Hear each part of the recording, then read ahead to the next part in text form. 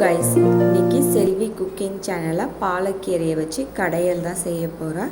வாங்க எப்படி செய்யுதுன்னு பார்க்கலாம். அதுக்கு ஒரு பாத்திரத்தில் 1/2 கிளாஸ் துவரம் பருப்பு எடுத்திருக்கேன். இதை நல்லா வாஷ் பண்ணிக்கலாம். வாஷ் பண்ணின துவரம் பருப்பில் 1/2 சொம்பு தண்ணி ஊற்றிட்டு 2 பச்சை மிளகாய் சேர்த்துருக்கேன். அதுக்கப்புறம் அதில் 1/2 டேபிள் ஸ்பூன் மஞ்சள்தூள் சேர்த்துக்கிறேன். அதுக்கப்புறம் 1/4 டேபிள் ஸ்பூன் சீரகம், அப்புறம் ஒரு 4 பெப்பர் சேர்த்துருக்கேன், மிளகு, அதுக்கப்புறம் சின்ன வெங்காயம் சேர்த்துருக்கேன், அதுக்கப்புறம் ஒரு 10 பூண்டு பல் சேர்த்துருக்கேன், அப்புறம் 2 தக்காளி சேர்த்துருக்கேன். இதெல்லாம் சேர்த்துக்கிட்டு நல்லா வேக வச்சுக்கோங்க. பருப்பு ரொம்ப வெந்துடக்கூடாது, அரை வேக்காடாக வெந்தால் போதும். கீரை கடையல், கீரை குழம்புக்கெலாம் பருப்பு அரை வேக்காடாக தான் இருக்கணும். ரொம்ப வெந்துட்டால் டேஸ்ட்டு மாறிடும். இப்போ இதெல்லாம் வேகட்டும்.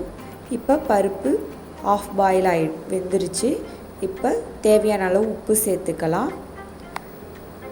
அதில் குழம்பு மிளகாய்த்தூள் 1 டேபிள் ஸ்பூன் சேர்த்துக்கிறேன். இது கலக்கி விட்டுட்டு ஒரு கொதி வந்ததும் வாஷ் பண்ணி வச்சுருக்கிற பாலக்கீரையை சேர்த்துக்கோங்க. கீரை சேர்த்துட்டு நல்லா கிண்டி விட்டுட்டு ஒரு 5 நிமிஷத்துலேயே கீரை வெந்துடும். அதுக்கப்புறம் ஸ்டவ்வை ஆஃப் பண்ணிவிடுங்க. கீரை வெந்ததுக்கப்புறம் இதில் இருக்கிற தண்ணியை வடிகட்டி எடுத்துட்டு கீரையை கடைஞ்சிக்கலாம்.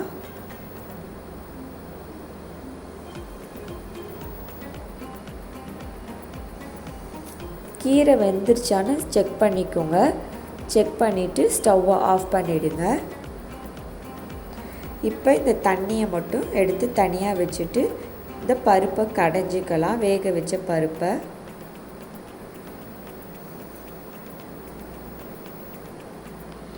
அந்த தண்ணியை வேஸ்ட் பண்ணாதீங்க, சூப்பு மாதிரி குடிச்சிருங்க. ஏன்னா கீரையில் இருக்கிற எசன்ஸ்லாம் தண்ணியில் இறங்கியிருக்கும். அதனால் தண்ணியை சூப்பு மாதிரி குடிச்சிருங்க. இப்போ கீரையை நல்லா கடைஞ்சிக்கிட்டு இதில் வடகம் தாளித்து கொட்டிக்கலாம்.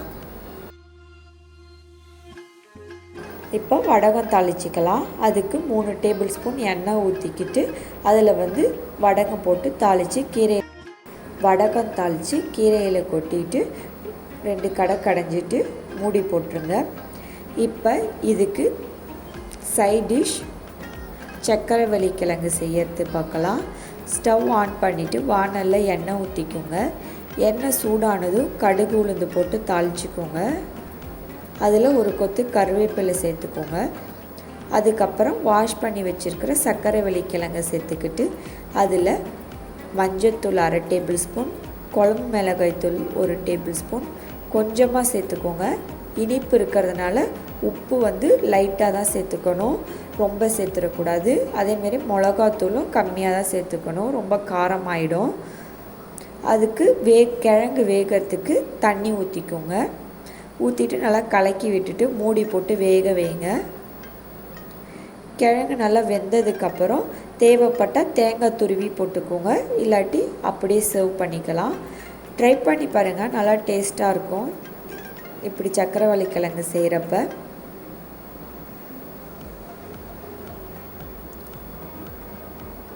இப்போ கிழங்கு வெந்துருச்சான்னு பாருங்கள். கிழங்கு வெந்ததும் நல்லா தண்ணிலாம் ட்ரை ஆனதுக்கப்புறம் ஸ்டவ்வை ஆஃப் பண்ணிவிடுங்க.